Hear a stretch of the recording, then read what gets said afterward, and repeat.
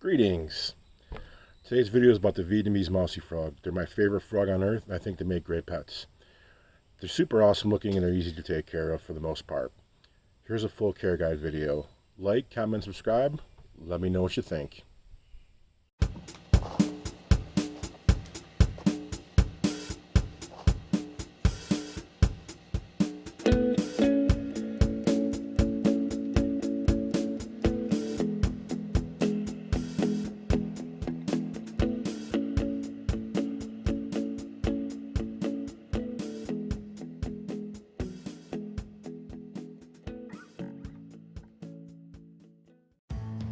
Well, if you haven't guessed by now, Vietnamese mossy frogs are found in Vietnam. They're found mainly in northern parts of Vietnam, more close to China. They're semi-aquatic and they love the water, and they use their superb camouflage to hide on logs and rocks to look like moss.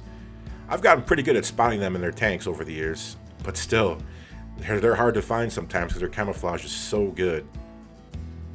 They live in rocky mountain streams as high as 3,000 plus feet in elevation, and they're primarily nocturnal. I currently have 7, and this slideshow are the 7 that I have. While not the most difficult frogs to keep, they do have some special needs. First and foremost is temperature. If you can't keep the species in a cool area, it's not going to work. At the minimum, keep them in the low 70s. Once you get around 80, it's bad news. One time my air conditioner went out, and it was approaching 80, but I used ice packs to keep the tank cool, and it worked. I keep mine in the high 60s, which is kind of ideal. While semi-aquatic, in my opinion, they need a large, clean, dirty area of water to thrive. Paludarium setups are the absolute best. These frogs feel at home and comfortable when they can dive in the water and feel safe.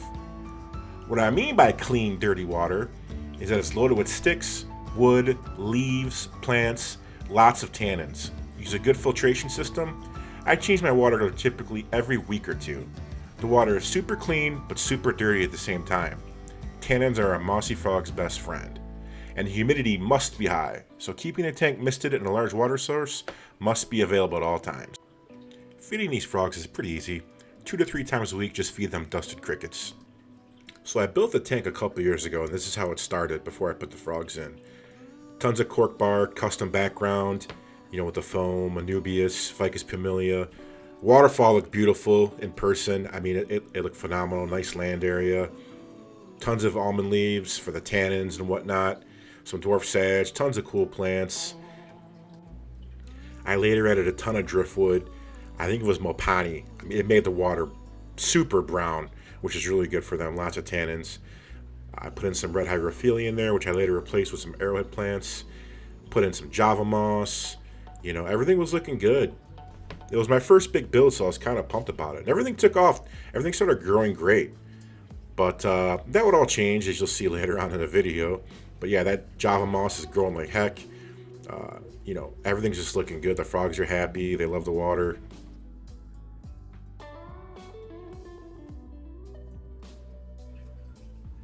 I had some tiny water lilies, and they bloomed. They were pretty cool. Things were looking good. And then this happened. Believe it or not, that all came from one Java fern piece, maybe about 1 inch. And boy, did it take off. That is one huge Java fern. The bright side is the frogs loved it, but the bad side was it choked out all the other plants in the tank, and most of them didn't grow.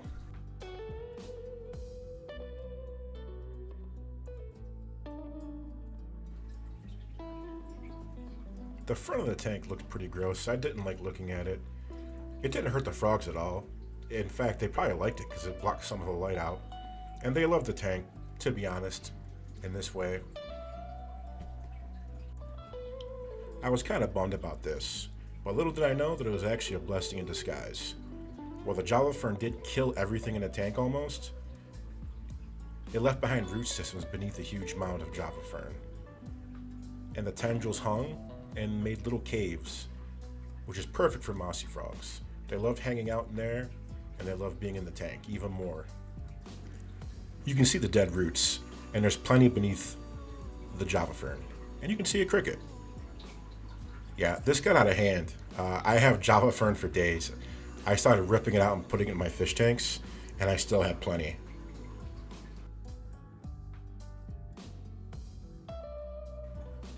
And that's where the waterfall is created from my filter, which feeds the giant mound of Java Fern.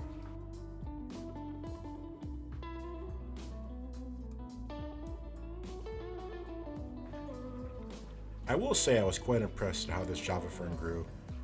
And in the video, it doesn't do it justice. In person, it's pretty impressive. I mean, that thing is thick and dense.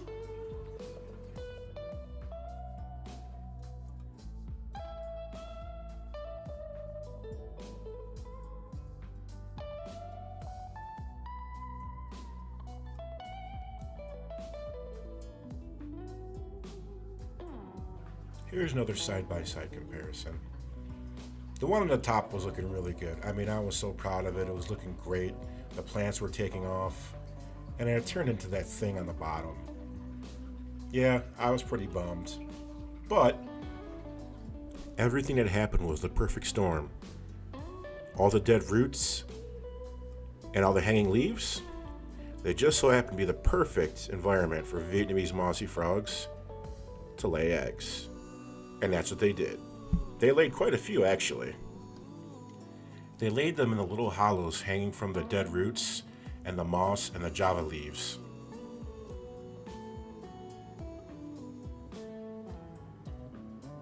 When I saw these, boy was I surprised. I couldn't believe it.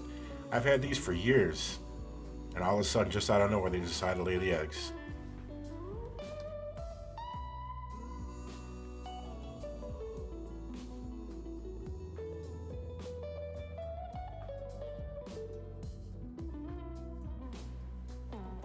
To be honest, I'm just happy I had a female.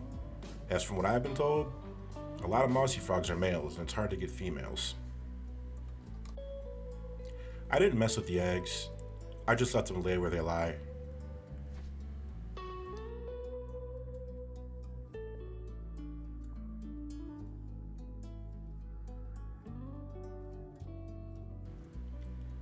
As you can see, this is a great spot for the eggs to be laid. Normally it's pretty dark there. I'm just shining a light for the video. But you can see all the dead roots and dead leaves overhanging the water.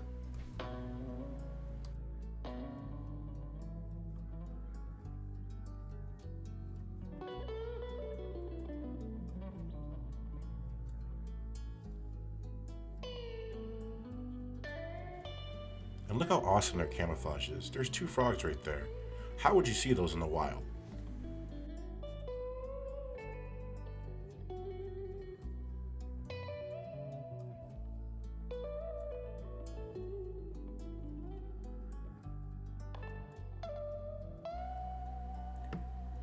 If you ever wanted to see three frogs getting it on, I got you covered. I got these guys in the act. The guy on the far left looks like he's having trouble though.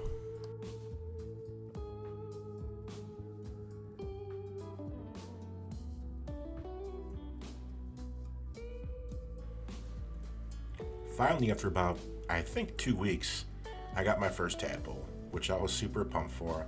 I'm so happy the eggs hatched and I got tadpoles.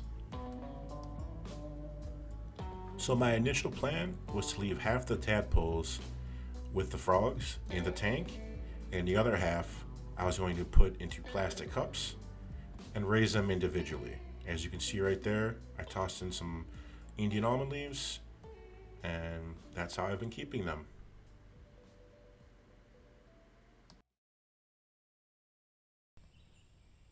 Well, hope you guys found that guide informative. If you have any questions or comments, or if you keep Vietnamese mossy frogs, shoot me some comments below. And also, if you want me to make a care guide on the tadpoles, I'd be more than happy to do that. Just let me know in the comments. Thanks a lot, guys. Appreciate you watching.